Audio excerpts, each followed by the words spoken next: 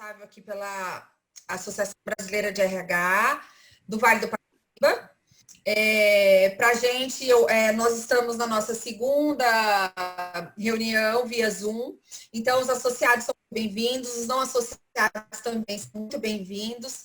A gente está programando fazer reuniões durante essa quarentena, semanalmente, toda quarta-feira, às 5 horas da tarde, e que é a forma da gente ter vocês por perto, e para a gente é um enorme prazer conseguir estar perto, mesmo não estando tão perto, né? Então, a ferramenta acaba nos ajudando bastante nesse processo. A gente está trazendo aqui para o Vale, não é nem para o Vale, né? É para o mundo, porque hoje todo mundo pode assistir via Zoom. Isso é bom, né? Porque antes os eventos eram restritos ao Vale, agora os eventos aí, tem gente, a minha irmã dos Estados Unidos consegue acompanhar os nossos encontros de Zoom. Então, tem um lado bom. Hoje a gente resolveu trazer o André. O André, eu falo que ele é o meu guru do Enneagrama. Eu já fiz coaching com ele, eu já fiz muitos cursos de formação em Enneagrama com ele. Eu sou uma fã da ferramenta do Enneagrama. A minha família inteira porque assim, eu acho que o Enneagrama, depois que você entra nele e realmente gosta e acredita, você passa a viver a ferramenta no seu dia a dia. E isso eu uso. Na Milclean a gente usa o Enneagrama, então a gente usa o Enneagrama corporativo lá, que foi muito bom também, o André que fez. Então é um enorme prazer ter você aqui, André. Eu vou explicar rapidinho como que vai ser esse encontro nosso para que vocês se organizem. Então, a gente ficar mais ou menos 1 hora ouvindo as palavras do André, então vai ser uma palestra online, não vai ser um bate-papo, a gente não vai interrompê-lo. Ele vai falar sobre todos os tipos do Enneagrama, falar um pouco da crise. Tem um chat aí embaixo. Quem quiser fazer alguma pergunta específica, fique à vontade para fazer a pergunta no chat. E eu vou olhar as perguntas e no final eu vou fazer algumas perguntas para ele. Espero conseguir responder todas. Se eu não conseguir todas, o André disse que ele se dispõe a responder para cada um de vocês depois. E o material que ele vai passar, ele também vai passar para nós, da BRH, e a Gi, ou a Maísa, ou o Laírton, vai passar para todos vocês, para vocês que estão aqui hoje, né, na nossa reunião, terem esse material em PDF para que vocês conheçam um pouquinho mais. Então, vou passar a palavra para o André. André, seja super bem-vindo, é um prazer estar aqui com você hoje. Você ia vir pessoalmente, né? A gente estava marcado para você vir na Milclean, Taubaté, e a gente já estava com 50 e tantos inscritos, e a pandemia nos pegou, mas a gente improvisou e trouxe você aqui. E quando puder voltar a ter encontros presenciais, com certeza espero poder contar com você nesse encontro presencial que a gente vai fazer, se Deus quiser, no segundo semestre. Muito obrigado, Carol, muito obrigado à BRH, a todos que estão presentes, né? Fico muito feliz de estar aqui. Eu tenho certeza que vai ser maravilhoso quando a gente puder fazer presencial também, porque aí a gente tem como fazer dinâmicas e mostrar para vocês como na prática isso funciona e como é palpável, né? Porque aqui a gente vai falar de muitas situações, vou trazer muitos exemplos do cotidiano, tanto na vida pessoal quanto no ambiente corporativo. A gente está falando do Enneagrama, e estamos numa situação dessa quarentena, eu acho que é importante a gente ver como ele vai contribuir nas várias dimensões da nossa vida. Então eu vou compartilhar aqui a tela com vocês para poder a gente ir acompanhando, tudo bem? Deixa eu colocar aqui.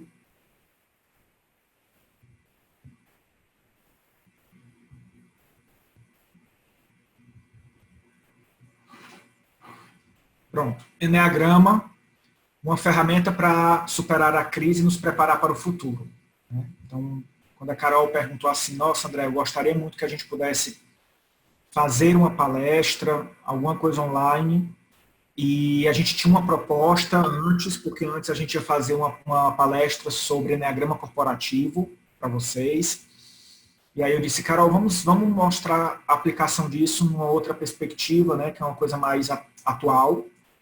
E eu tenho certeza que vocês vão conseguir ter muitos insights ao longo da nossa palestra. Então, o Enneagrama, gente, ele vai trazer para a gente clareza de alguns desafios que a gente está vivendo hoje, que a gente sabe, a gente já ouviu falar muito disso, que o Enneagrama ele pode contribuir nisso, na solução disso, ou no fato de ajudar a amenizar as consequências desses desafios na nossa vida.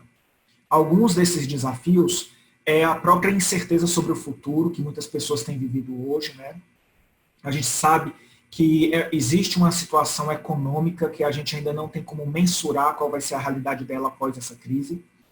E associado a essa questão econômica, todas as pessoas entram num movimento de ficar se questionando sobre qual vai ser o impacto disso na sua vida, em relação à manutenção do seu trabalho, a se você é um empreendedor, como vai funcionar a sua empresa.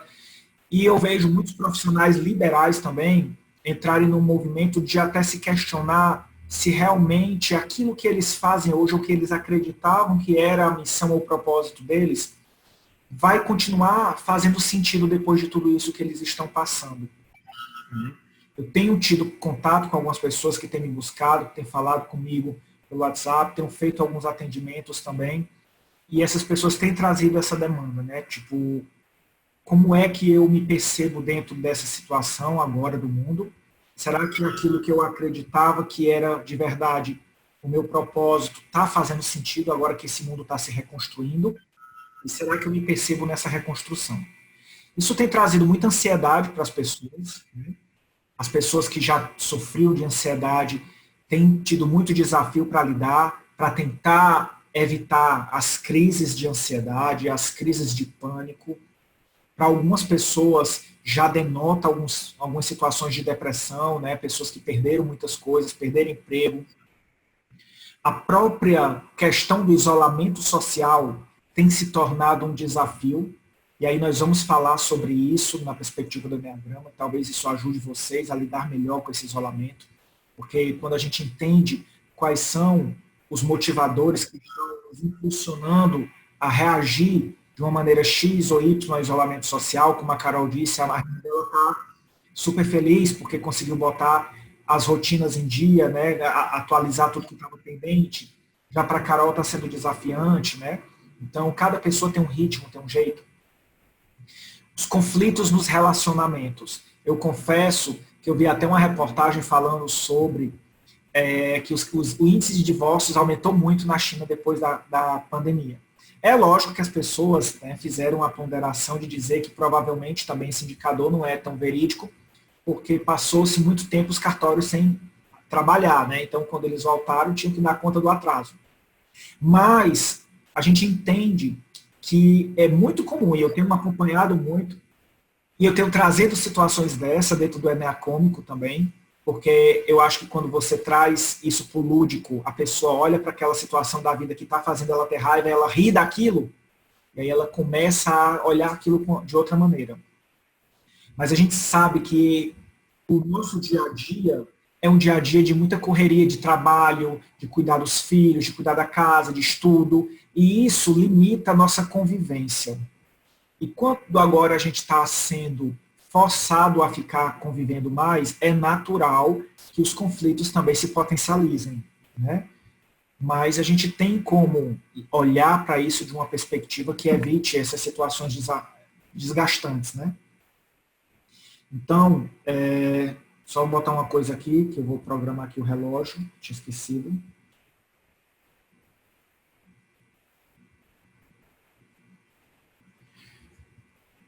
Lidar com os anseios da nossa personalidade. Aí nós vamos entender hoje, quando a gente descobrir a nossa personalidade, ou pelo menos quando vocês tiverem, talvez vocês não saiam daqui necessariamente sabendo seu tipo, porque até a proposta da nossa palestra não é essa, é explanar sobre os tipos, mostrar como a gente usa, mas é provável que algumas pessoas saiam com esse ganho, se elas já tiverem um nível de autopercepção bacana, elas podem olhar para aquilo que vai ser dito e dizer, nossa, eu me percebo aí. E pode ser que outras pessoas precisem de um pouco mais de input de informações para que dessa maneira ela consiga ter clareza desse processo, né? Mas de qualquer maneira a gente vai ter muita noção dos movimentos que acontecem dentro de nós e muitas coisas que acontecem, às vezes a gente não dá nome para eles, para essas situações, para esses impulsos, para esses sentimentos. E é exatamente esse desafio de não dar o nome que faz com que a gente não tenha tanta possibilidade de ter uma melhor gestão disso. E aí a gente se pega sendo fatalmente conduzido por esses impulsos, por essas emoções. E eu falo muito de impulso porque exatamente eu vou falar de instinto. Né? Os instintos, é parte do que o Eneagrama nos ensina, e eu acho que é o que mais está pegando em relação à crise. E quando a gente entender como esses instintos agem sobre nós, vai ficar muito claro o comportamento, né, de muitas pessoas, inclusive os nossos próprios comportamentos. Para quem não me conhece, eu sou André Guimarães, né, sou Master Trainer Eneagrama, eu formo novos treinadores. A gente tem uma formação profissional dentro do IBET. O IBET que vocês estão vendo é o Instituto Brasileiro de Eneagrama e Transformação Humana. Eu já atuei muito tempo na área de RH, minha formação base é como administrador, fui gerente de RH de treinamento, de parte de departamento pessoal. E atuo já há mais de 15 anos ensinando Eneagrama. Então, graças a esses 15 anos ensinando, 20 anos de estudo, eu estou com essa cara de bebê hoje porque eu tirei a barba. Mas não se iludam que é só a cara, viu? Então, eu já tive a possibilidade de lançar 3 livros sobre o tema, né? Fico muito feliz. O primeiro livro foi esse, o Coaching com Eneagrama, e tem dicas muito importantes para a gente utilizar, tanto dentro do processo de coaching, como para a gente também utilizar para fazer o nosso próprio auto-coaching, tanto com o outro quanto consigo. O segundo foi Eneagrama com PNL. Então a gente fez uma combinação muito importante, mostrando como você pode utilizar, que técnicas são importantes utilizar em relação a cada perfil de personalidade. E o último foi o coaching empresarial, que eu falei sobre propósito de vida. Como cada personalidade, ela tem o seu próprio sabotador do seu propósito de vida. Esse livro ele tem até alguns exercícios para você fazer. E você perceber qual é o sabotador que age sobre você e que te impede de viver esse propósito de vida de uma maneira inteira. E outra coisa que também existe é esse jogo, que vocês podem utilizar como uma ferramenta para aplicar dentro dos treinamentos, e vocês podem utilizar também para identificar o seu perfil de forma lúdica. É um jogo que a gente criou para poder você utilizar fazendo perguntas poderosas e tarefas no seu dia a dia e dessa maneira crescer dentro do Eneagrama. Então, dentro das outras formações, eu estou aqui para poder contribuir com o que vocês precisarem. Né? Agora que vocês conhecem um pouco mais da minha trajetória, vamos falar propriamente dito do que é o Eneagrama. Então, o que é o Eneagrama? Né? O Eneagrama ele é um sistema que serve para ajudar na identificação de padrões de personalidade e da sua dinâmica. É muito importante essa última parte, né? A questão da dinâmica.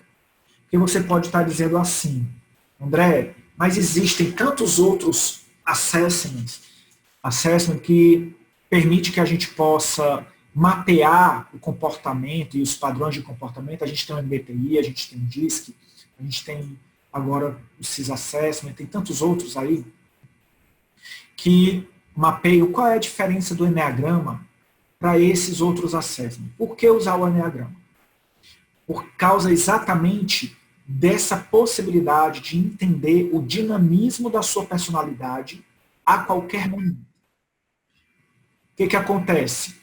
Com o Eneagrama, quando você compreende o seu perfil de personalidade, você passa a ter clareza de qual é o meu padrão considerado mediano, considerado, quando eu digo assim, eu estou na minha personalidade, eu estou denotando as características mais comuns da minha personalidade, né? E eu estou percebendo que eu estou naquele meu estado mediano. Eu também tenho muita clareza de determinados impulsos e comportamentos que sinalizam para mim que eu estou indo para um nível de estresse, e quando eu começo a passar por essas situações, né, começo a demonstrar, a expressar esses comportamentos ou a ter consciência desses sentimentos, aquilo já está dando clareza para mim que algo está me incomodando, que algo está me conduzindo para o ponto de estresse no meu tipo.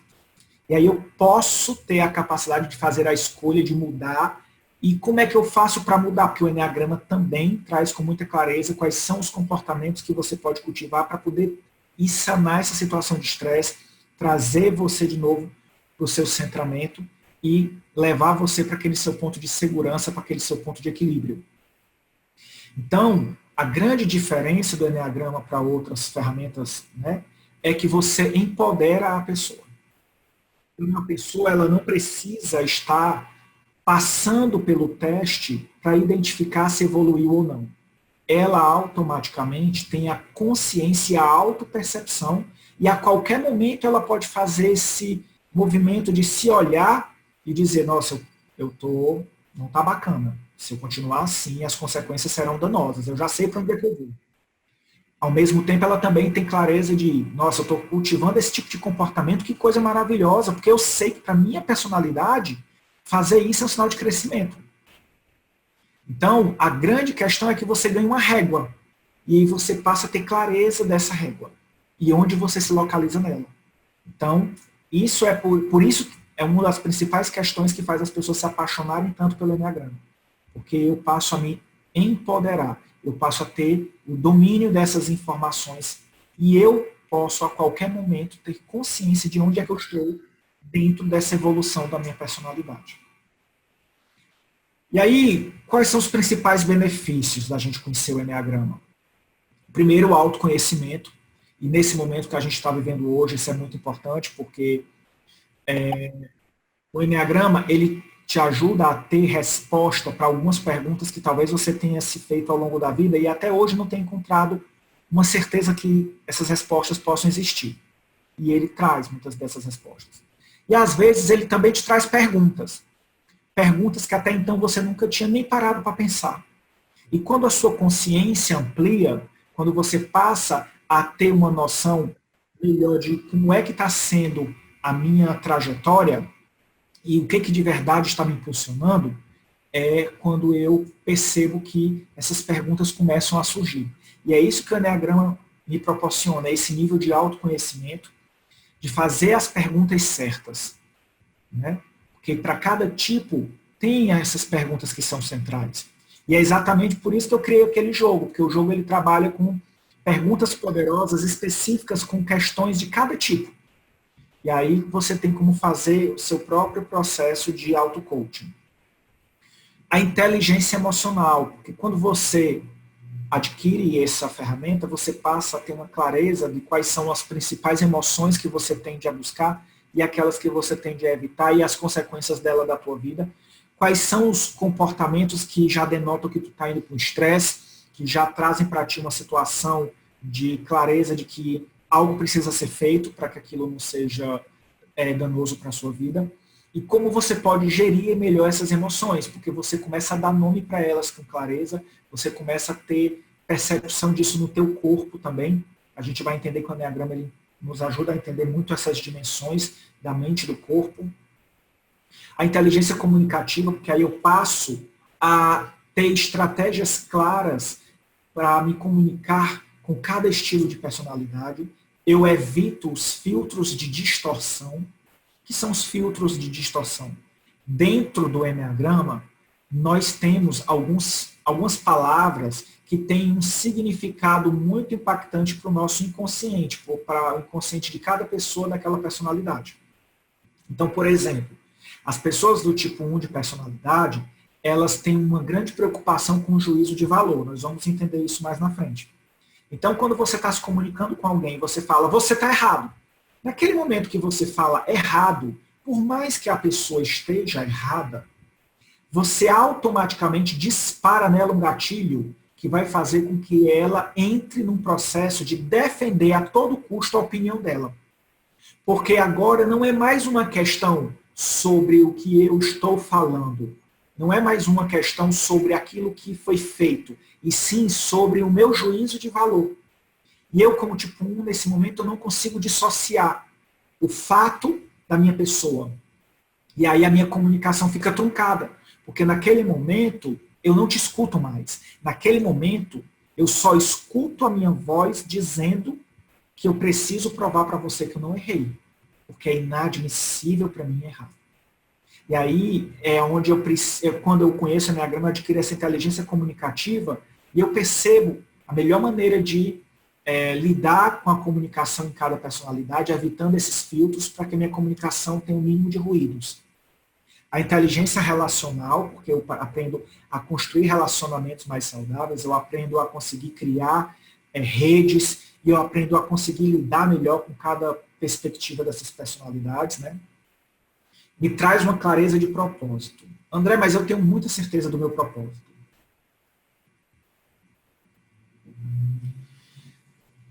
A coisa mais comum que eu percebia dentro dos processos de coaching que eu fazia, né, que já há mais de 8 anos eu atuo como coaching, era que algumas pessoas elas chegavam com uma ideia daquilo que elas acreditavam que era o propósito e era o objetivo delas. E como eu utilizo o Enneagrama dentro do processo de coaching, eu começava a fazer algumas perguntas. Primeiro, dentro do processo de coaching, ou você pode fazer isso na psicoterapia, ou você pode utilizar isso como gestor também, para desenvolver alguma pessoa da sua equipe que seja significativa. Dentro da nossa formação de Enneagrama, nós temos uma técnica que ajuda a gente, através de uma entrevista, a mapear a personalidade da pessoa. A Carol, que tem feito muitas formações comigo, já está aprendendo isso. Então, você tem uma técnica, uma metodologia, né? Não é nada de achismo.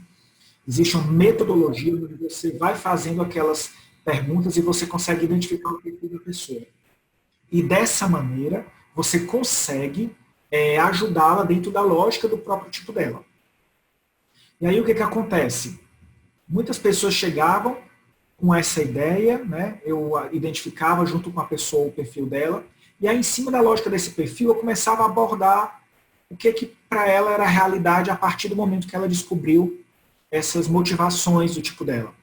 Porque o Enneagrama, apesar da gente falar de comportamento, e hoje eu vou ter que falar de comportamento porque o nosso tempo é escasso, o Enneagrama ele é pautado muito nas motivações. O que importa no Enneagrama não é o que você faz, mas o porquê você faz aquilo.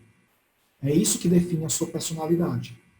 Então, quando você entende isso, tem muitos momentos que você começa a descobrir que aquilo que você achava que queria era apenas para tentar atender o padrão do seu ego. E aí você começa a quebrar isso e começa a ampliar a tua percepção. Isso te traz empoderamento, assim como também a dinâmica de você saber onde é que está dentro da perspectiva do seu tipo, aquela régua que eu já falei. E traz muita felicidade, porque você aprende a ser mais leve consigo e com os outros. Dentro do processo de inteligência emocional, eu não falei, mas é super importante falar, eu acho que a característica mais forte que a gente tem visto as pessoas desenvolverem no Enneagrama é a empatia. Porque com o Enneagrama, você consegue ter muito mais respeito à perspectiva do outro. Porque você entende que, inclusive, situações e comportamentos que o outro tem, no seu primeiro momento, você julgaria como certo ou errado, e emitiria a partir dali um juízo de valor, você passa a olhar para aquele comportamento com uma outra perspectiva. Não como uma pessoa do meu tipo olharia, mas como alguém do tipo daquela pessoa olha. E aí eu entendo a intenção positiva que está por trás daquilo, e dessa maneira eu consigo ser mais empático com aquilo que a pessoa está fazendo, dizendo ou tentando demonstrar. Então o Enneagrama ele promove mais que uma mudança na nossa vida, né? Ele gera uma transformação. E isso, na realidade, não é necessariamente o Enneagrama, porque o Enneagrama não é mágico, ele é uma ferramenta. É nós que promovemos essa transformação quando a gente deixa o Enneagrama ser algo que nos guia, que nos orienta, que nos norteia. Eu costumo dizer que o Enneagrama é como um mapa da nossa personalidade. E ele mostra, como qualquer mapa, vários caminhos e ele nos ajuda a entender onde estão as armadilhas. Mas eu posso pegar esse mapa e utilizar, e eu posso pegar esse mapa e guardar, eu posso pegar esse mapa, dar para alguém e eu posso jogar fora. Cabe a mim decidir o que eu vou fazer com o mapa. E aí, quando eu começo a entender o que é realmente o Enneagrama, é importante a gente saber que o Enneagrama ele se divide em 3 perspectivas centrais. As 3 inteligências, os 9 perfis de personalidade e os 3 instintos. Tudo isso a gente aprende quando a gente faz a nossa formação, né? A formação ela tem vários níveis. Ela tem o nível de practitioner, que é para quem quer ser praticante, que você aprende tudo isso. de forma profunda e pode utilizar na sua vida pessoal e profissional. O Master, que é quem quer usar o Enneagrama com outras pessoas, utilizando como uma ferramenta profissional, seja como psicólogo, gestor, seja como coach na educação dos filhos, e assim, usar com o outro. E o Trainer para quem quer ensinar.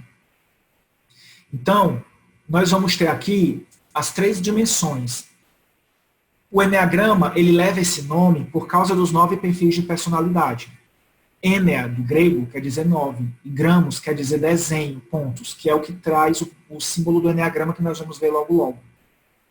Só que dentro do Enneagrama, a gente entende que esses tipos, eles são agrupados conforme algumas características que eles têm em comum. Então, eu vou ter 3 perfis de personalidade que eles encontram a interseção na maneira de entender a realidade. Eles entendem a realidade numa perspectiva mais racional. Outros 3 vão tentar lidar com a realidade de uma maneira mais emocional e outro de uma maneira mais prática.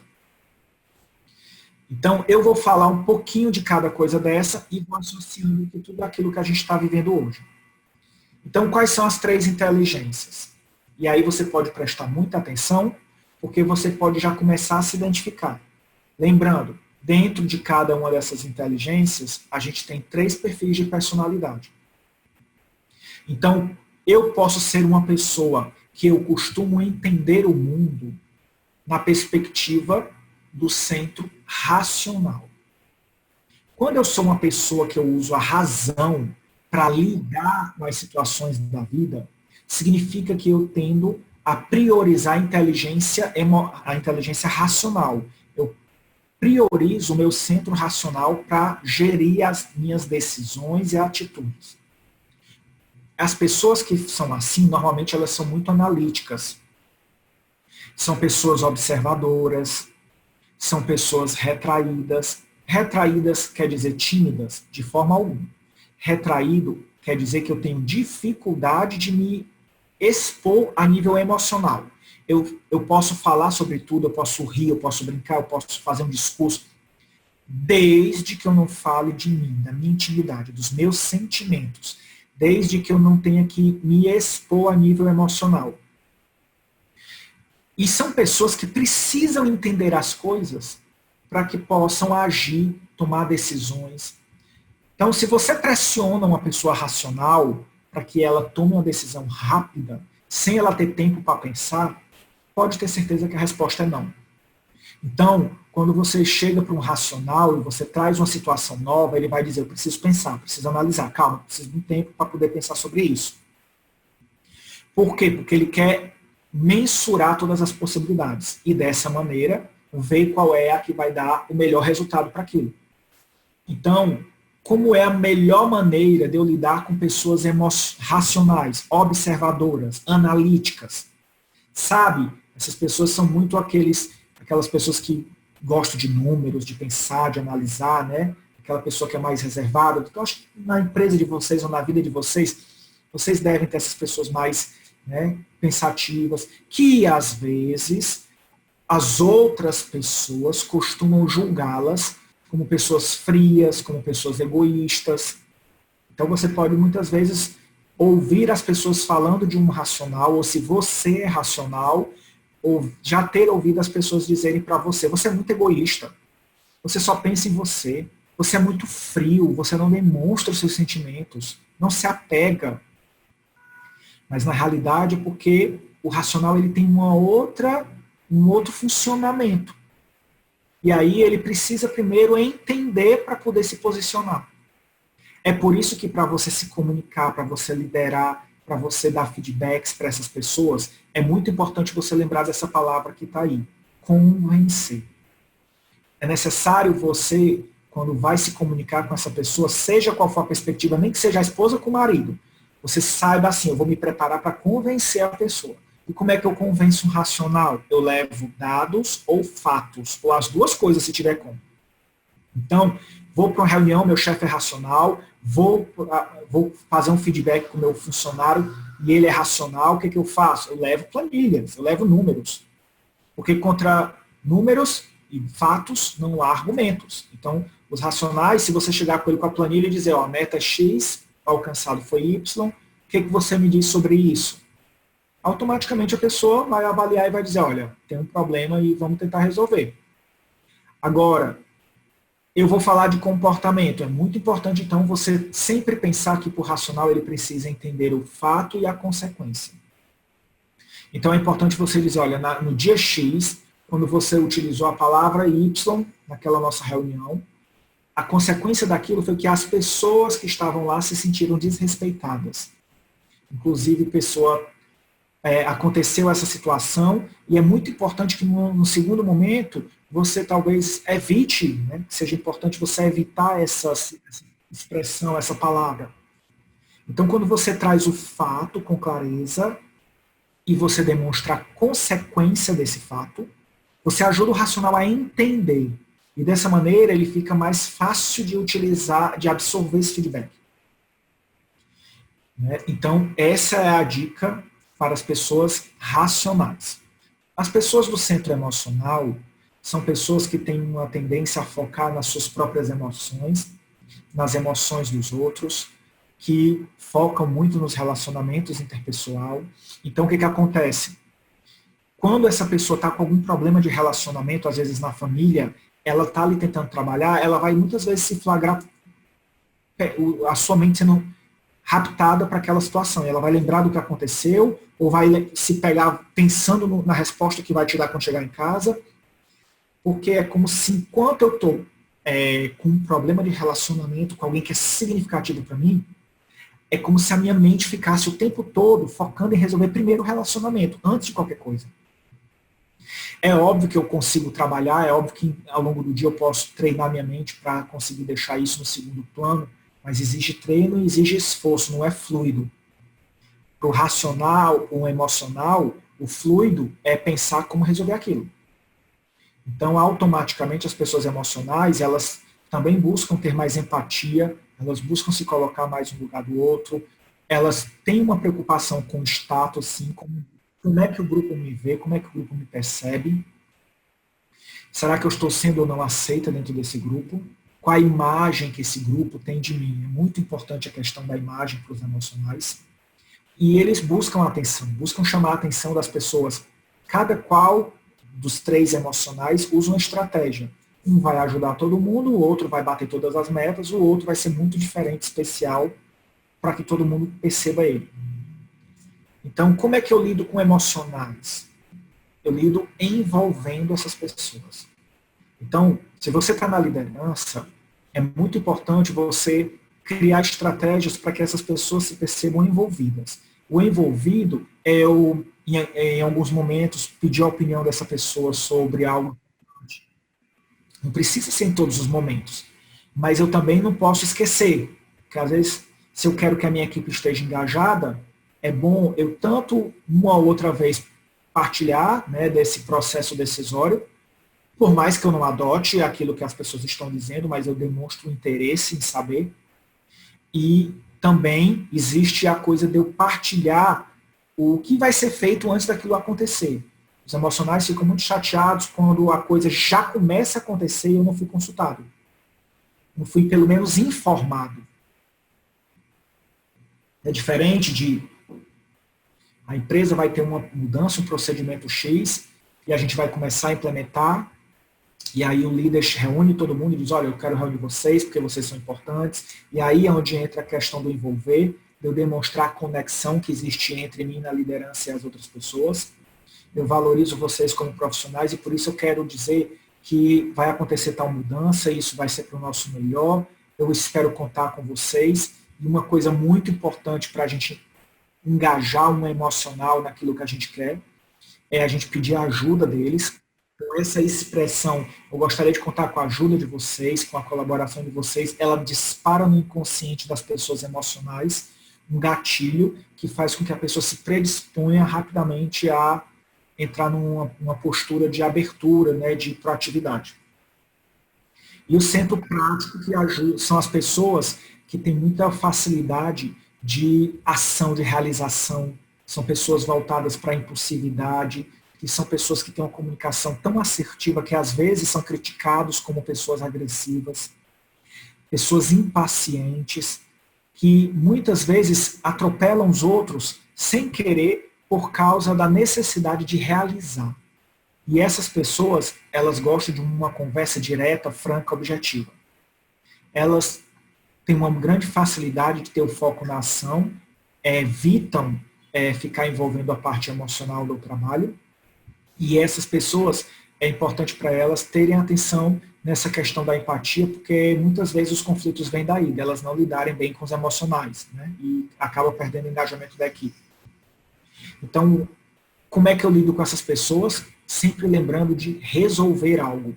Minha comunicação tem que ser voltada para a solução de coisas. Uma comunicação voltada para a ação, para dicas práticas do que fazer, sugestões do que pode ser feito diante daquilo que está acontecendo.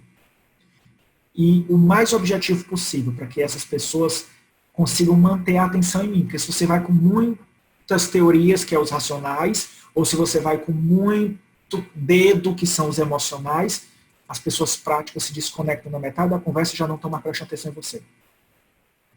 Então, é muito importante, porque aí quando a gente entende isso, a gente percebe até a cadência da comunicação, o ritmo que eu tenho que dar, as expressões que eu devo usar e que eu devo evitar. Para os práticos, é muito importante você evitar que vai dar a solução. É muito importante você dizer assim, eu vou lhe dar uma sugestão, porque quando você apresenta para eles a solução, você entra num embate do inconsciente dessas pessoas terem dificuldade de perder o controle. E para elas parece que você está impondo algo, e aí por mais que aquilo faça sentido, pode ser que naquele primeiro momento, dependendo do nível de maturidade da pessoa, ela negue ou ela se feche para aquilo só por uma questão mesmo de não perder o controle.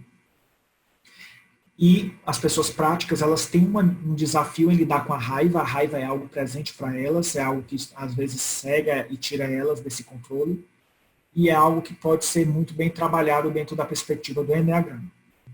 Então a gente entendeu esses 3 centros, né? A gente entendeu aí que existe. É como eu disse a Carol, a gente tem um tempo escasso, e tudo aquilo que vocês tiverem de dúvidas, eu vou poder esclarecer no segundo momento, que vocês tanto podem me acompanhar nas redes sociais, que sempre tem muito conteúdo que eu vou colocando e você vai encaixando isso, quanto se você tiver interesse também, você pode fazer um curso ou ler mais alguma coisa, né? E aí nós vamos entrar prioritariamente nos perfis do Eneagrama agora. Lógico que os perfis, eles têm os apelidos. Eu evitei trazer os apelidos. Eu vou mencionar muito sutilmente aqui, mas eu não quis botar os apelidos, porque a gente já tem, pelo menos dentro do IBET, a gente tem um compromisso de evitar rotular as pessoas. Então, se eu boto os apelidos, pronto, aí não tem jeito. Você rotula nem que não queira. Porque você vai ter que explicar, né? Então você vai ter que falar. Então, o que acontece? Eu decidi utilizar uma palavra que represente algo que é central para cada personalidade. E às vezes as pessoas dizem assim, André, por que tem os números? É porque é alguma coisa de numerologia? De forma alguma. O número, na realidade, é uma estratégia didática para evitar a rotulação. Porque se eu disser assim, você é um, com eu não disse nada. A pessoa que entendeu o que é um, ela sabe o que eu estou dizendo. A pessoa que não entender, não vai ter nenhuma impressão sobre o outro em relação a nada.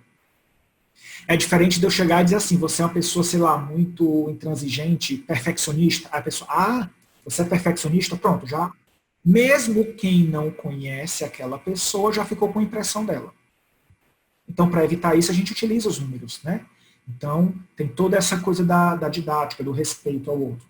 E o símbolo do Eneagrama, num segundo momento, vocês podem saber, mas esse símbolo ele provém da matemática, ele representa várias questões, também não é esotérico, é porque ele traz uma representação gráfica do que é o dinamismo. Por exemplo, cada ponto desse, cada traço que a gente está vendo aí, que compõe essa estrela, representa para onde cada perfil de personalidade se move quando está sob estresse e quando está num momento bom da sua vida, quando está sob segurança. Então, para o Eneagrama não existe achismo, existe uma clareza muito grande dos movimentos. Por isso que as pessoas gostam do Eneagrama, porque você não fica assim, ai, o ser humano é tão subjetivo. Com o Eneagrama você continua respeitando a subjetividade humana, mas você consegue já ter uma linha de objetividade para compreender um pouco mais isso. E aí eu quero trazer para vocês uma coisa também, eu não sei se está cortando para vocês, que a carinha de vocês aparece aqui do meu lado direito. Mas tem um símbolo aqui que eu pergunto assim, ó, qual é a sua fórmula? Por que eu coloquei isso? Isso é uma metáfora que eu criei, né? Até brinco, né? Se você vê alguém falando da fórmula e não disser que é dos direitos autorais do André Guimarães, você diga, olha, eu sei que é do André. Então, eu criei essa metáfora para facilitar uma questão que as pessoas sempre traziam para mim. Eu tenho muitos alunos que são psicólogos, psiquiatras, psicanalistas, então eu sempre fui muito interrogado sobre a seguinte questão. André, o Eneagrama, então, ele é uma simples tipologia onde eu vou limitar a pessoa a um rótulo que seria esse número. Então, a pessoa é só isso e pronto. Então, eu estou tirando a capacidade do ser humano de ter a sua individualidade. Pronto. Essa pergunta me acompanha nesses 15 anos. E, para trazer a explicação para isso, eu criei essa metáfora que é: imagina que esse símbolo do Eneagrama é como se fosse uma mesa, né, redonda, e cada bolinha dessa, que representa um tipo, é um frasco de vidro com uma essência dentro. Uma essência, cada um tem um cheiro diferente. Vamos supor que um frasco tem uma essência madeirada, outro tem a cítrica, outro tem a floral, outro tem a, sei lá, doce, não sei quais são as essências, né? Não entendo de perfumaria a esse nível. Mas vamos entender que existem 9 essências, 9 aromas diferentes. E nós vamos criar, por exemplo, um perfume. E aí a gente vai fazer o quê? A gente vai começar a combinar essas essências. A gente vai colocando, bota ali 2% de um, bota 5% do tipo 2, bota mais 10 do tipo 3, 1% do tipo 4, bota ali uns 30% do 6, uns 40%, uns 10% do 7, nada do 9, e aí eu digo que teve 40% do 7 nessa fórmula.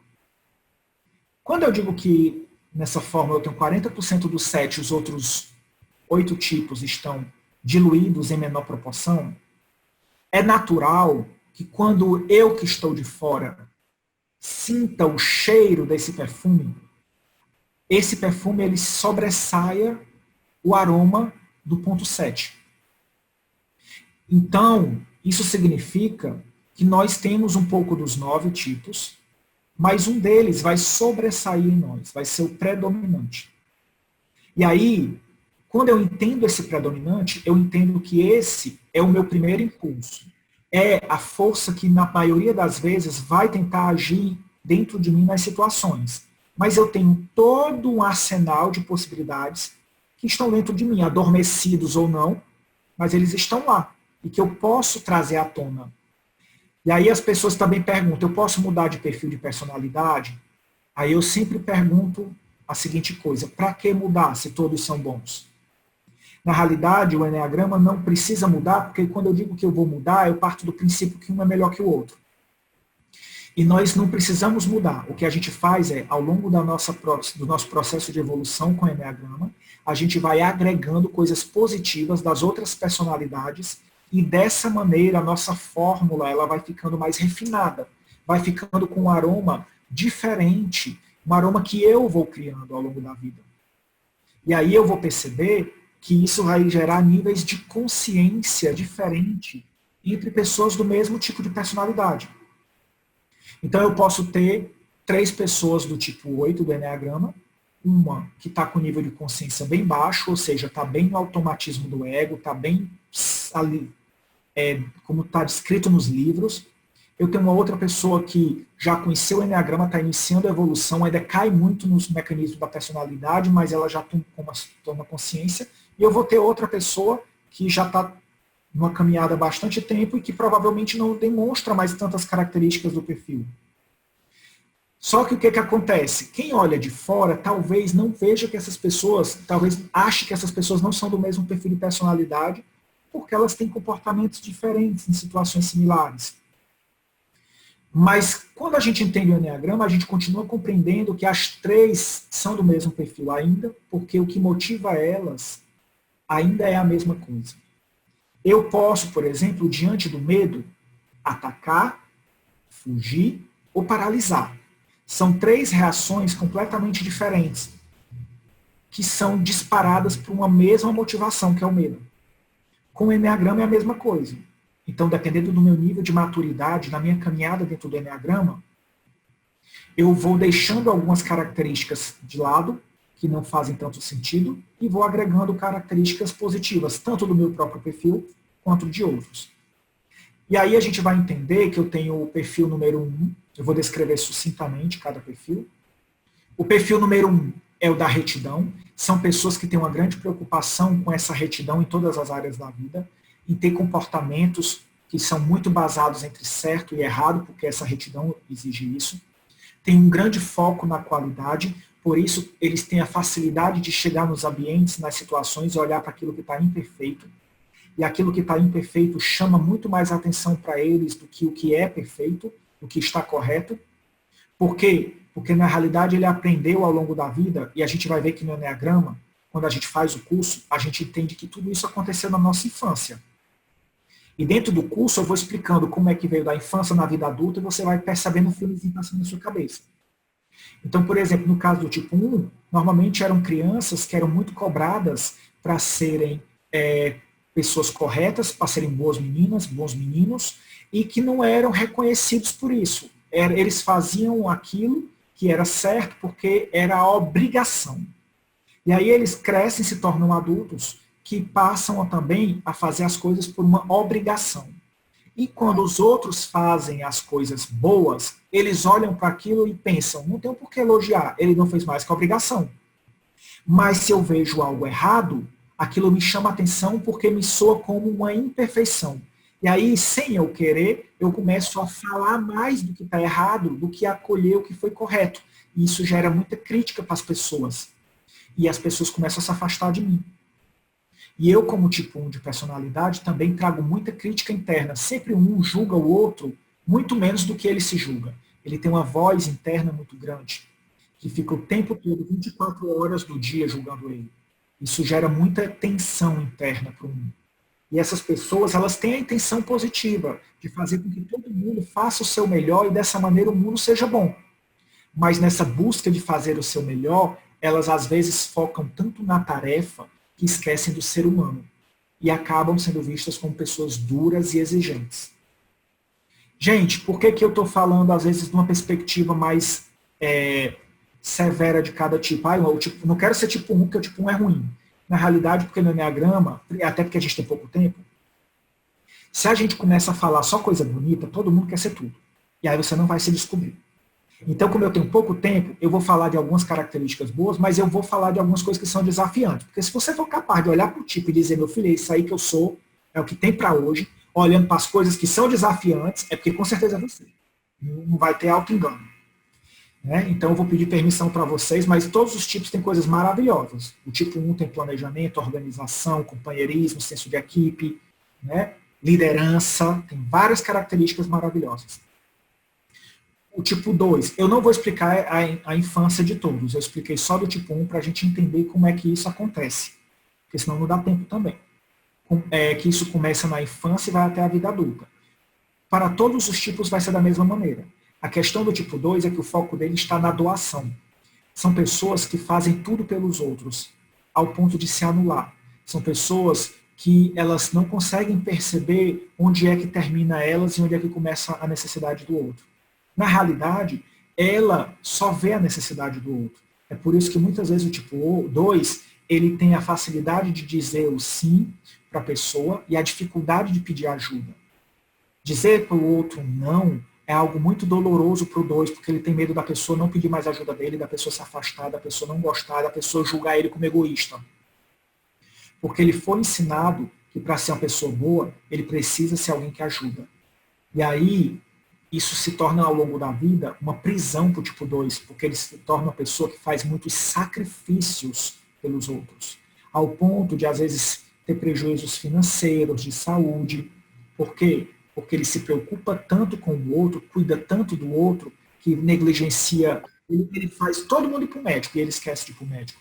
Ele vê se todo mundo está bem na quarentena, liga para todo mundo, mas no fundo, o que ele fica pensando? Ninguém ligou para mim. Eu liguei para todo mundo e ninguém ligou para mim. Mas eu também não vou dizer para as pessoas que eu estou me sentindo sozinho, porque se elas tivessem interesse em saber, elas teriam me perguntado. E aí o tipo 2 acaba entrando nesse movimento de querer a atenção do outro, mas às vezes ele não se deixa entrar na vulnerabilidade para pedir, para demonstrar isso. As pessoas do tipo 3, o Enneagrama, são pessoas que têm um foco muito grande na imagem, principalmente que essa imagem tem que ser algo de sucesso, uma imagem de alguém bem-sucedido. Essas pessoas, elas têm uma necessidade muito grande de serem reconhecidas, de serem admiradas, de bater metas, sempre têm metas muito audaciosas, e elas têm uma grande necessidade para crescer profissionalmente. Isso faz com que, na maioria das vezes, eles sejam criticados por supervalorizar a vida profissional e negligenciar a vida pessoal. É muito comum as pessoas do tipo 3 ouvir do parceiro ou da parceira. Você só vive para o trabalho, você não liga para a família, você não está em casa. E aí o tipo 3 às vezes se irrita porque ele diz assim, mas eu não estou pagando as contas, mas eu não estou fazendo de tudo para poder dar dinheiro, estou juntando dinheiro para esse menino estudar na Europa. Porque para o tipo 3, ele acredita que existe uma compensação financeira dessa ausência da presença dele. E que na cabeça dele, quando ele se aposentar, ele vai poder usufruir de tudo isso. Só que ele acaba se desconectando das pessoas e as pessoas se desconectam dele. E aí, muitas vezes, a pessoa do tipo 3, se ela não tomar cuidado, ela chega numa velhice se sentindo bem solitário. Porque as filhas crescem, os filhos crescem, a esposa segue uma vida e as pessoas já não sentem mais falta dela e dele, porque ele nunca esteve lá. Né? Mas são líderes natos, são extremamente focados, são pessoas que batem metas, que conseguem ser extremamente articuladas, têm uma grande facilidade de ser carismáticos, de falar em público, tem pessoas que têm um grande posicionamento. As pessoas do tipo 2, as qualidades é que são pessoas que são muito atenciosas, muito cuidadoras, são pessoas amorosas, empáticas, uma pessoa que realmente faz você se sentir alguém muito especial. As pessoas do tipo 4, a palavra central é a emoção. Por que a emoção? Porque elas são intensas. As pessoas do tipo 4, elas vivem em direção, movidas pela sua emoção. E aí isso faz com que algumas dessas pessoas, às vezes, oscilem de humor, elas têm um processo também muito grande de criatividade, porque essa criatividade está muito conectada a essa questão da inspiração que elas têm através da emoção. Eu digo inspiração, ou então uma intuição, o 4 é muito intuitivo.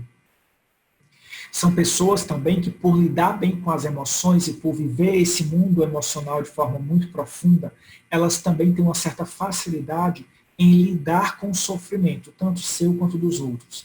Por isso, muitos tipos 4 acabam migrando para a área de psicologia, para a área de dar suporte psico e emocional para as pessoas. Né? Porque, para eles, você sabe que o 4, normalmente, ele, mesmo que não seja psicólogo, ele é considerado o psicólogo da turma.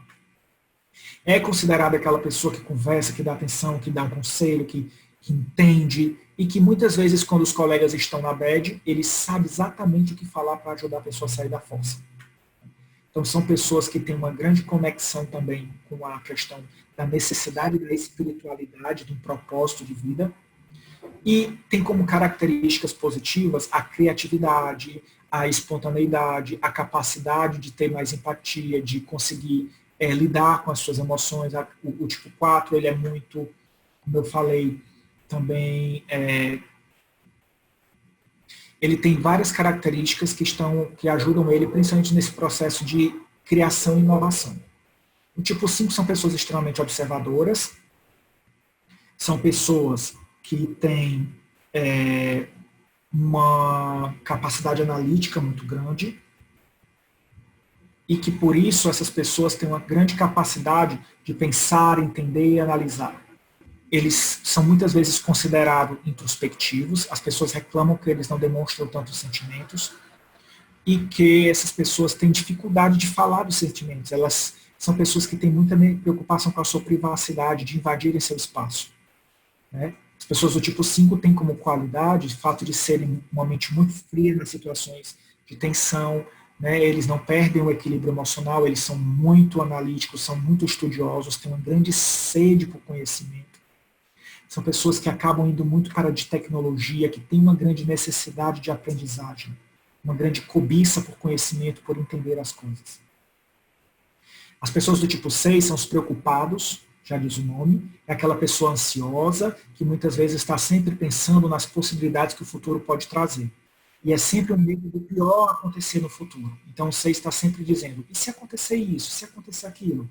Muitas vezes o 6 não se sente seguro para dar o próximo passo. Mesmo todas as pessoas ao seu redor acreditando nele, ele ainda fica, será? Ele precisa dessa validação externa.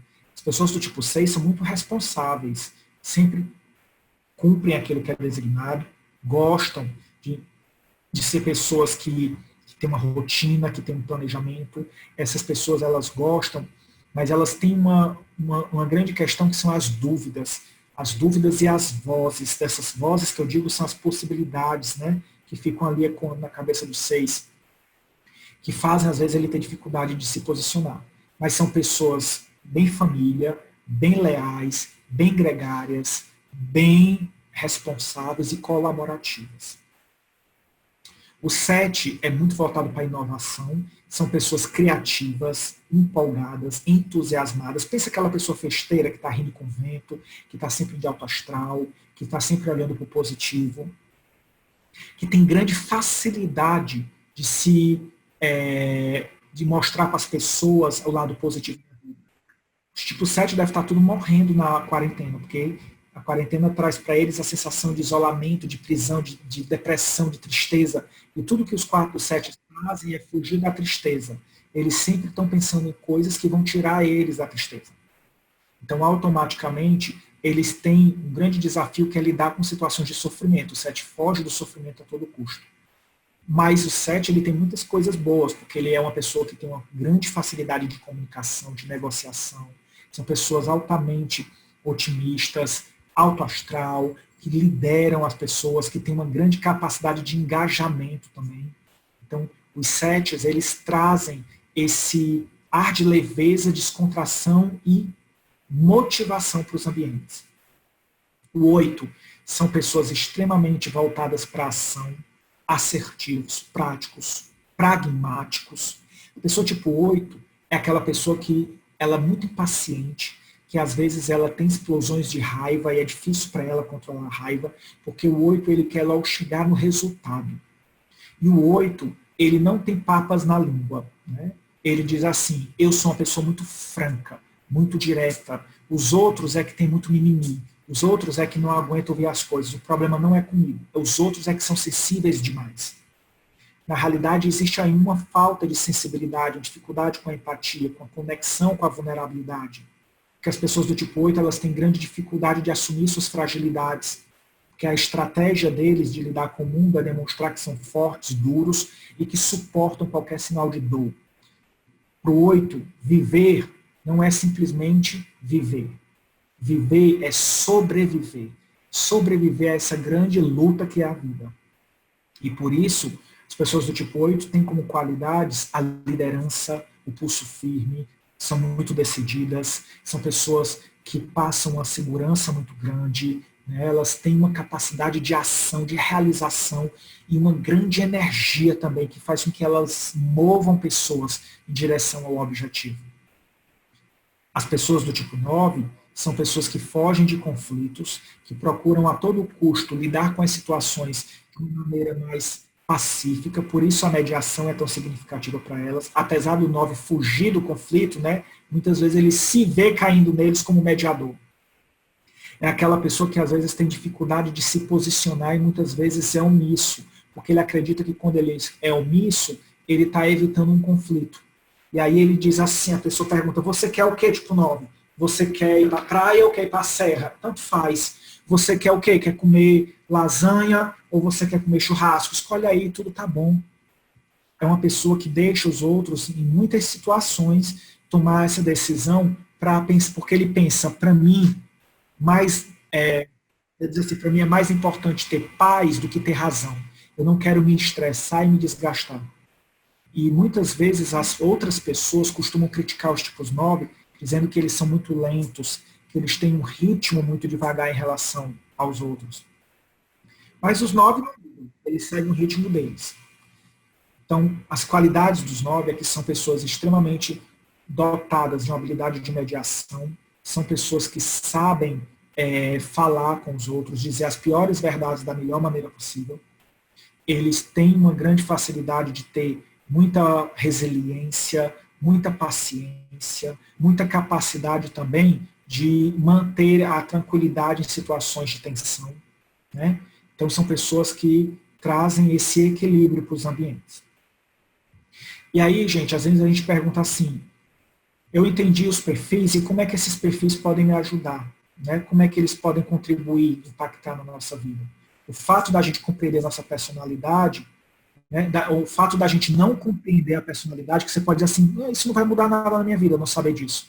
Mas quando você não compreende a personalidade, quando você não sabe o seu tipo, isso não quer dizer que ele não tenha ação sobre você, muito pelo contrário.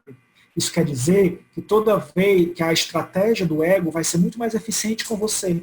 Porque se você não sabe qual é o seu tipo, você não entende por que está fazendo aquilo. E aquilo se torna mais automático. Aquilo se torna mais refém da situação. E no ambiente profissional, entender das personalidades ajuda em vários sentidos, porque gera mais empatia, gera mais respeito pela diversidade. Hoje se fala muito disso, de diversidade. E aqui eu não falo apenas da questão da diversidade em relação às pessoas especiais, a questão de gênero. Não, eu falo da diversidade de uma maneira mais ampla, como respeitar cada ser humano como ele é, dentro da sua perspectiva de mundo, né? Dentro da maneira como cada personalidade enxerga o mundo. O clima organizacional se torna mais positivo, principalmente quando a gente tem a possibilidade de fazer como a gente fez na New Clean, que a gente aplica lá e traz sempre com muita leveza, as pessoas começam a tratar isso também de uma maneira muito mais espontânea, brincam, riem, e começam a desenvolver a capacidade de rir delas mesmas. Que essa é a grande jogada do Enneagrama. E olhar para situações mais desafiantes da minha vida, ver que às vezes eu vacilo de novo e eu digo assim, aconteceu, vamos lá, vamos resolver. Ao invés de eu ficar me martirizando e dizendo, de novo, eu não mudo, eu não consigo. Trazer essa leveza para o seu processo de autoconhecimento. Desenvolve uma comunicação eficaz, como eu falei antes, e a liderança se torna muito mais fácil de desenvolver. Porque eu vou falar a linguagem de cada líder, de trabalhar as competências essenciais de cada liderança. Não adianta eu querer passar uma fórmula do que tem que ser o líder. Normalmente as pessoas... Agora não, que a gente já tem várias outras metodologias que desenvolvem liderança que já respeitam mais essa coisa da individualidade. Mas quando eu comecei a fazer a administração aqui em 10, 15 anos atrás, eu era o líder que a gente aprendia na administração, era o tipo 3 do Enneagrama. É o cara que tinha que bater meta, tinha que ter resultado, tinha que brilhar, ele era o cara que fazia acontecer, a equipe guiava ele e vamos embora. E hoje a gente já tem uma outra ideia sobre liderança, sobre a vulnerabilidade dentro da liderança, e o Enneagrama ajuda muito isso, porque quando a gente entende a nossa personalidade, o fato de eu acolher e admitir a minha personalidade é um ato de vulnerabilidade, porque não tem como eu assumir a minha personalidade no Enneagrama sem reconhecer minhas qualidades, mas também sem reconhecer minhas limitações, sejam elas presentes ou uma limitação potencial por eu ser daquele tipo, eu saber que se eu não estiver atento, eu posso chegar naquilo. Então, traz muitos ganhos para o mundo corporativo, né?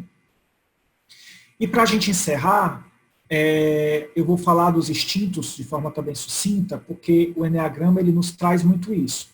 A gente tem 3 instintos básicos. E por que eu decidi trazer os instintos? Porque os instintos nos ajudam a entender muito a questão da crise. Por que as pessoas têm sofrido tanto na crise? Porque a gente tem um instinto de conservação, um instinto social e um instinto de conexão.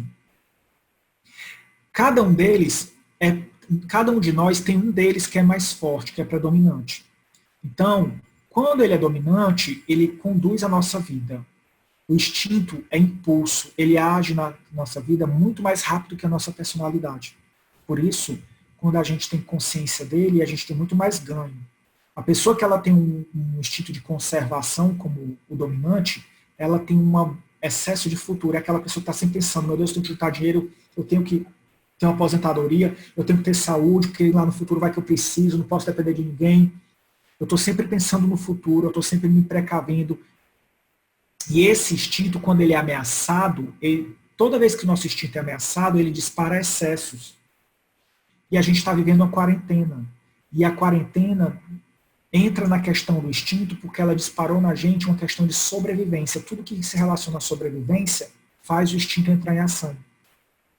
Então, quando as pessoas começaram a ver a possibilidade da gente ter que ficar no isolamento, as pessoas autopreservação ou conservação dominante começaram a se desesperar. E se eu ficar sem comida, se eu ficar sem papel, se começar... E as pessoas correram para o supermercado. Na autopreservação, a pessoa que tem esse instinto forte, para ela não ter, pensar em não ter como manter as coisas, como manter o conforto, como manter as necessidades básicas, é uma sensação quase que de morte, desesperadora. E faz eu agir de forma desesperada também. Pensar que as minhas reservas financeiras estão sendo consumidas me dá palpitação, ansiedade, desespero. Por isso, muitas pessoas com conservação podem estar tendo crises de ansiedade, porque o instinto está trazendo para elas uma situação de que você está sendo ameaçado naquilo que é mais importante para você sobreviver. E dessa maneira, por mais que eu tente trazer pensamentos positivos, a minha mente ela não vai corresponder, porque é impulso, é instinto. Né? E aí, o social, as pessoas que são sociais dominantes, elas têm uma necessidade muito grande de grupo, de pertencer a algo maior, de fazer parte, de interagir. Para elas, o isolamento social deve estar sendo desesperador. Por quê? Porque são pessoas que sempre têm uma agenda muito lotada, que têm muitos compromissos, que faz parte de muitas redes. Aí o que é que os sociais fazem? Caem nas redes sociais, fazem milhares de lives, criam eventos online para continuar sentindo que estão fazendo parte de algo. Porque as pessoas sociais, elas têm a necessidade de sentir-se pertencentes. O instinto social também faz muitas pessoas se voluntariarem. E aí a gente vê muita gente social indo para as ruas, tentar ajudar as pessoas menos favorecidas, né? Fazer atitudes de doação para poder ajudar as organizações que estão trabalhando nisso. Então, eu como social dominante, eu preciso sentir que eu estou sendo parte de algo. Eu preciso sentir que eu estou nesse grupo, né? E as pessoas que têm uma grande necessidade, o instinto de conexão, elas têm os eleitos. E aí, a pessoa ela tem pessoas que são especiais na vida dela, são fundamentais na vida dela, e ela faz tudo por essas pessoas. As pessoas que têm esse instinto dominante, elas podem ficar desesperadas ao pensar, nossa, meus pais moram em outra casa, será que eles estão fazendo isso? Meu filho está morando no exterior, está aqui e acolá. Às vezes eu penso tanto nesse outro, que é alguém significativo para mim, que eu esqueço de mim mesmo. Que esse instinto pode me levar a fazer coisas que são danosas para a minha integridade, achando que eu estou protegendo esse outro. Então, na realidade, os instintos eles estão muito fortes nesse momento dentro de nós. E é muito importante a gente entender que, além de ser dominante, esse instinto ele pode também ser reprimido, né? Porque eu só tenho um dominante. Então, se ele é dominante, eu faço o quê? Aquilo que está ali escrito que vocês vão receber no material. Se ele é reprimido em mim, eu faço exatamente o contrário. Então, eu posso, por exemplo, são 3 instintos, eu tenho uma hierarquia, eu tenho um que é dominante, um é reprimido e o outro fica flutuando lá no meio. Então, se eu sou conservação dominante, provavelmente um dos outros 2 vai ser o meu reprimido. Então, é assim que funciona a lógica. E aí, se eu sou conservação, por exemplo, dominante, a esposa é dominante. Ela está desesperada em casa, com medo de não comprar as coisas no supermercado, acabou o álcool em gel, ela fica em pânico, ela está desesperada porque está consumindo a reserva. Aí o marido é instinto conservação reprimido. O oposto. Aí o marido olha para aquilo e diz assim, mulher, tu é louca, deixa de ser louca, para que esse desespero?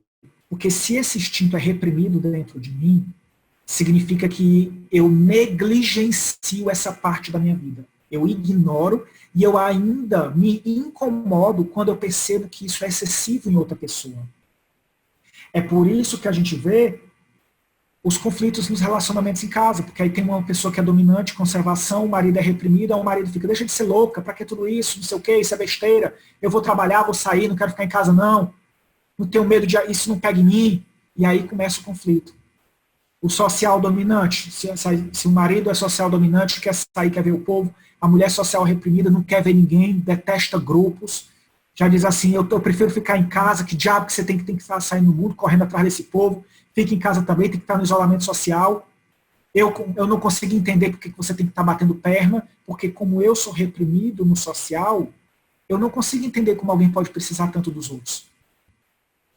E a conexão é, se eu tenho um excesso de cuidado com alguém, por exemplo, vamos supor que a esposa ela tem um instinto de conexão dominante, e ela é conectada ao marido. E o marido é reprimido. Então a esposa, ela diz, esse tempo da quarentena nós vamos ficar mais juntos, vamos fazer amor, vou te amar, vou cuidar de você, vamos ficar mais perto. E o marido fugindo dela, correndo dela dentro de casa, porque ele diz, tu é grudenta demais, tu é possessiva demais. Chega, tu tá me sufocando. Por quê? Porque a pessoa que tem o conexão reprimido foge do excesso de intimidade. Foge do excesso de contato íntimo. E é por isso que tem tido muitos conflitos também em casa. Então é importante a gente entender o que eu faço, André. Primeiro vocês vão ler depois com calma esse material e vão identificar qual é aquele que é mais forte em vocês. E aí você vai ver, o que for mais forte em mim, está aqui o que fazer. A primeira coisa é tomar autopercepção. Eu dou dicas, procure coisas de mindfulness na internet que podem te ajudar a ficar mais atento ao que está acontecendo dentro de ti, se é um movimento da personalidade, se é o teu instinto agindo. E qual é o impulso que está vindo? É o impulso de, se eu não tiver o papel higiênico, eu vou morrer? Meu conservação dominante está atacado. Eu preciso ver gente, estou desesperado. O social está atacado. Cadê a pessoa que eu amo? Estou preocupado, não paro de pensar nela. Meu conexão está exagerado. E aí eu digo, calma, isso é exagero. Para que tudo isso? Não vou morrer por causa disso. Deixa eu maneirar. E aí é importante ter práticas que me ajudem nisso, né? Que tirem minha atenção disso. Procurar observar como é que as outras pessoas que não são tão exageradas, tão intensas como eu sou nessa área da vida, agem, lidam. E procurar ver se eu começo a estimular esse outro instinto que está reprimido em mim. Então, se eu sou muito conservação, talvez eu possa ser nesse momento mais próximo do meu marido e da minha esposa, com conexão, e eu vou vendo qual é o instinto que está faltando para eu estimular ele na minha vida. Estimular ele na minha vida. Então, isso são algumas dicas que a gente pode ter. E aí, gente, 3 outras dicas importantes é medite diariamente, né? É muito importante. André, não sei meditar, isso é coisa difícil. Não se preocupe, no Instagram agora do Bet, eu vou começar uma jornada chamada Jornada da Esperança. Vou estar dando várias dicas de mindfulness, de meditação, de várias coisas para vocês terem alguma ferramenta para usar no dia a dia de vocês. E o importante é você entender a solitude, né? Que é o quê?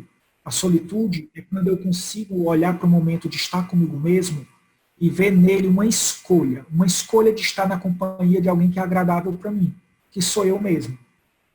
Se eu conseguir entender que a minha companhia pode ser agradável para mim, esse momento se torna solitude. Se eu começo a perceber que eu estou me sentindo muito sozinho e me incomoda muito ficar só, talvez seja porque tem algo lá que eu não quero olhar e eu não estou encarando esse momento comigo como solitude, assim como solidão. Então, a solidão traz por trás alguma coisa que é importante ser vista. E aí, eu sou convidado a olhar para isso. Pratique a empatia nesses dias, dentro de casa. Procure pensar como é que o outro pensa, olhar o tipo da outra pessoa, entender mais as pessoas e pensar, nossa, as pessoas pensam diferente de mim, deixa eu entender o lado delas. Se você conseguir praticar empatia com as pessoas que você ama, eu tenho certeza que você, quando sair e voltar para o seu trabalho, você vai sair transformado. Você vai conseguir ter uma perspectiva diferente com as outras pessoas. Né? Conheça mais a si mesmo. Busque coisas de autoconhecimento, leituras, coisas que possam te ajudar a entender mais o que está acontecendo com você. O Enneagrama, com certeza, é uma delas e existem muitas outras também. Então, no futuro, eu acho que o importante é a gente ser mais empático, a gente desenvolver o domínio emocional e a gente acreditar que tudo vai dar certo, né? E às vezes a gente pergunta assim, nossa, como é que o Enneagrama ele pode contribuir mais concretamente na minha vida? Eu vou dar um exemplo só da questão dos pais e filhos, que eu falei também no mundo corporativo, mas pegando a pessoa do tipo 1, a criança tipo 1, ela é uma criança considerada exemplar pelos pais. É aquele menino que chega da escola e sozinho ele toma banho, senta na mesa, faz a tarefa de casa, almoça, depois ele fica por ali, vai arranjar outra tarefa, vai estudar o inglês, vai fazer alguma coisa. Aquele menino tão certinho que o pai e a mãe dizem assim, ah, que coisa maravilhosa, meu filho é tão certinho. Ele é bem certinho quando ele é filho, não lhe dá trabalho. Mas isso porque o ego está forçando ele a ser dessa maneira. Quando ele vai crescendo, essa voz vai se tornando constante e vai enrijecendo ele como ser humano. E aí o que acontece com a pessoa do tipo 1, que era aquela criança certinha, que os pais reforçavam a ideia dele ser mais certinho ainda. Quanto mais a criança era certinha, eu dizia, parabéns, seja certinho, isso mesmo, seja um exemplo. Olha que coisa linda, falava para todo mundo. Ele se torna um adulto que tem uma voz 24 horas na cabeça dele, dizendo, você não pode fazer isso, você não pode falar aquilo, você não pode fazer dessa maneira. Uma pessoa que acaba tendo problemas, que vai para o corpo. Todos os tipos passam pela mesma coisa, vai para a mente, vai para o corpo. Tem as somatizações de cada tipo, né? E aí, o tipo 1, por exemplo, ele começa a ter problemas na coluna, dores musculares nas costas, tensão nos ombros, bruxismo, gastrite. Tudo isso é consequência da raiva que fica retida, porque a pessoa do tipo 1, ela retém a raiva. Ela engole a raiva, porque ela foi instruída desde pequeno que não pode ter raiva. Então, quando eu, como pai, começo a entender o Enneagrama, eu descubro, ok, meu filho é 1, ele já sabe o que ele pode fazer.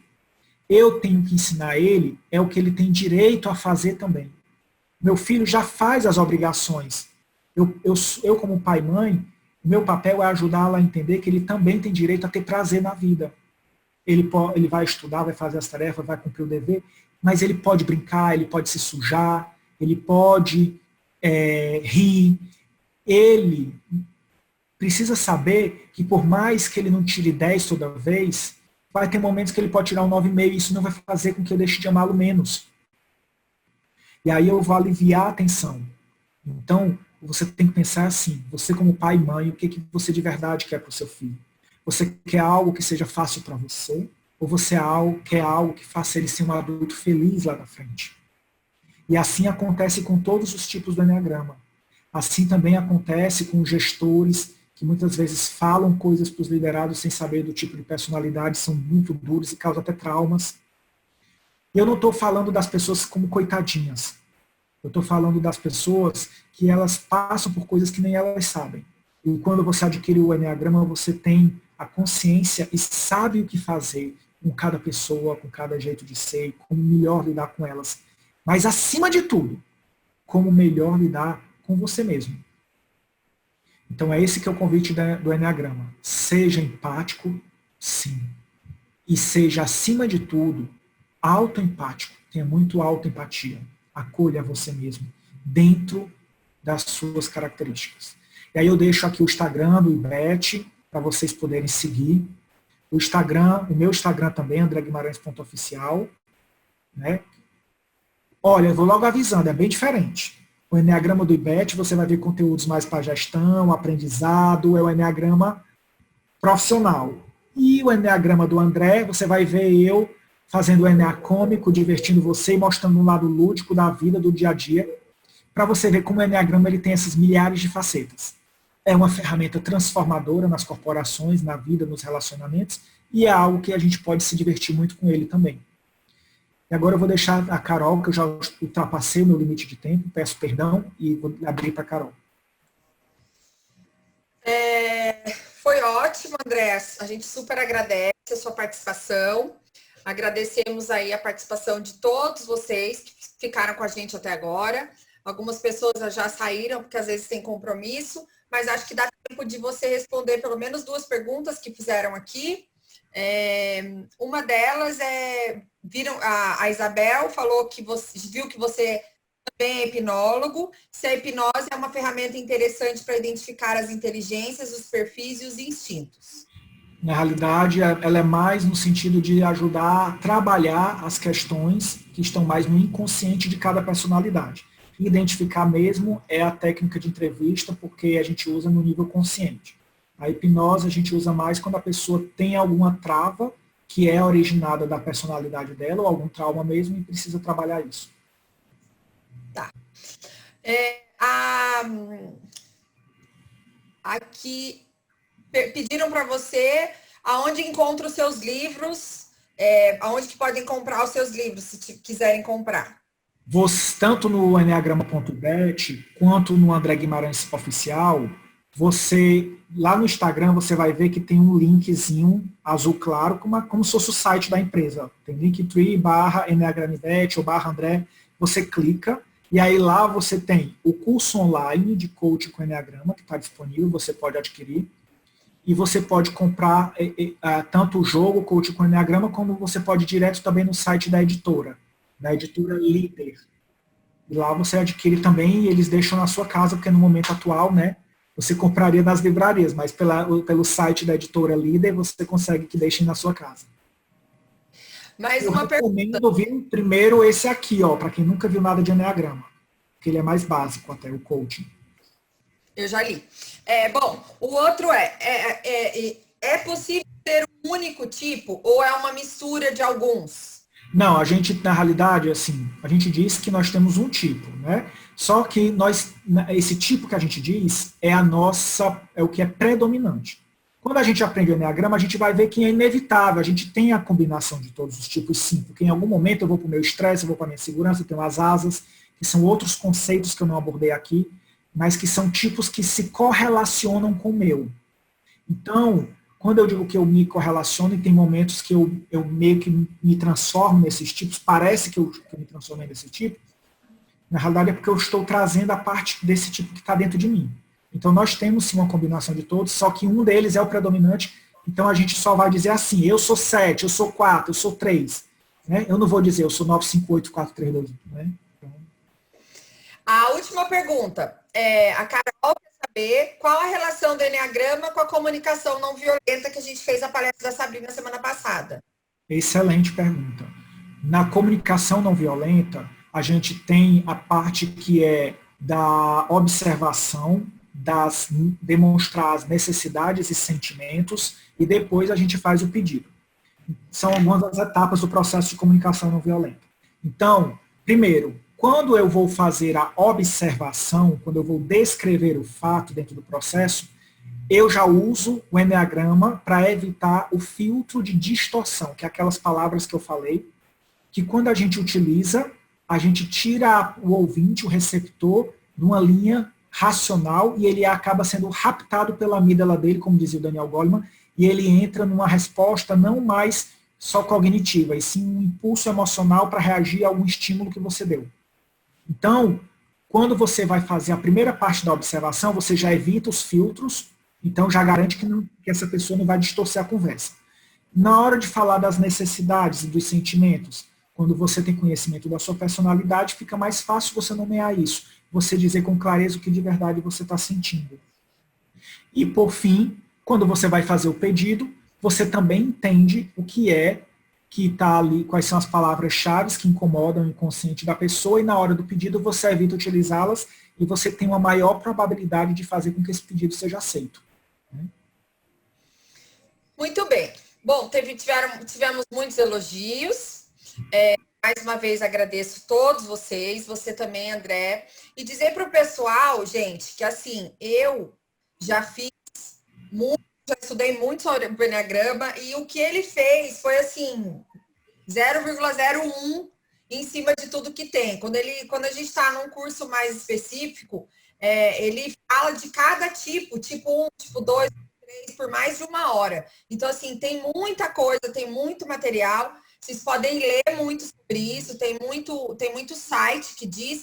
E também quem tiver interesse de se aprimorar para a vida, porque não é só profissional, é para a vida, entrem no Instagram dele e vejam as datas dos cursos. Até eu vou fazer o próximo, eu já estou no nível, já vou para o último nível, e eu uso muito na Milclean, eu uso muito na minha vida, eu uso nas minhas relações, e assim, Eu falo que como é que fala? É a Matrix, né? Tomou a pílula, aí você às vezes até pensa assim, era melhor não saber, sabe? Porque tem coisa que às vezes é melhor não saber. E aí, se vocês têm interesse, só para completar, Carol, é assim, nós agora adaptamos as turmas no período de quarentena, todas elas vão acontecer semipresencial, porque o curso básico, que é o Practitioner, eles são 2 módulos de 3 dias, cada módulo, que é teoria e prática. Então, nós pegamos esse primeiro módulo, que é 3 dias, e estamos fazendo em turmas como se fosse aqui a conferência, né? A gente dilui, faz vários encontros de 2 horas de duração, e aí você tem como ir fazendo a teoria e fazer a prática no segundo semestre, que a gente vai marcar as turmas vivenciais. Tem Campinas, São Paulo capital e São José dos Campos. Então, você tem como fazer isso também para utilizar esse período da quarentena para você ir se aperfeiçoando. E como a gente está com esse período de quarentena, a gente também fez uns preços diferenciados por causa dessa situação. Então, quem tiver interesse, basta entrar em contato pelo direct, tanto meu ou então pelo telefone aqui do Instituto que vocês têm aí. Muito bem, gente. Então, vamos ficar por aqui. Esperamos vocês na próxima semana. Não divulgamos ainda, mas vai ser com o Marcelo de Elias. Ele vai estar com a gente a semana que vem. Espero todos vocês na quarta-feira, às 5 horas da tarde. E muito obrigada, André. Foi um prazer ter você com a gente. Esperamos no segundo semestre fazermos algo pessoal, porque eu acho que o Enneagrama combina com contato. Tá bom?